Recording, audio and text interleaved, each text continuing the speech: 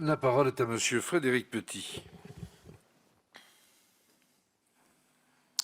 Mes chers collègues, messieurs les présidents, députés des Français installés en Allemagne, je salue cette session extraordinaire de notre Assemblée.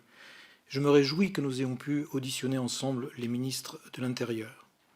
Permettez-moi de vous dire, même à ceux avec qui j'ai souvent échangé à distance, vous m'avez manqué. Les frontières et le transfrontalier ont cristallisé l'impact de la crise sur notre relation. Mais ces événements transfrontaliers, parfois tristes et douloureux, au début, ne sont que l'arbre qui cache la forêt. C'est la coopération franco-allemande tout entière qui est à risque, ce que j'appelle le franco-allemand profond. Sous la surface de nos habitudes amicales, mon intuition d'un gros risque de décalage et de décrochage entre nos deux pays s'est vue confirmée sur le terrain, dans ma circonscription, par mes nombreux échanges avec des Français, des Allemands, des responsables politiques, économiques, des citoyens.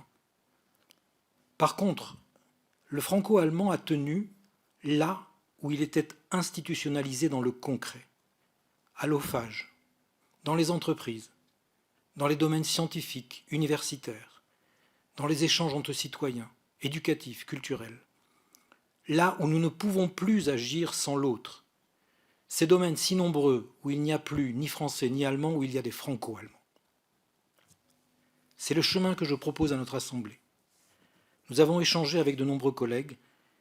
Il y a 3 domaines que nous pourrions aborder concrètement dans cette Assemblée, en multipliant les groupes de travail dont on vient de rappeler l'importance. Les infrastructures communes. Nous avons des infrastructures que la France et l'Allemagne peuvent faire ensemble. La relance industrielle par filière et non pas uniquement la relance financière. On vient d'en parler sur le sanitaire. Relancer le tourisme. Imaginez un plan pour l'été retrouvailles été 2020. Nous en avons parlé aussi.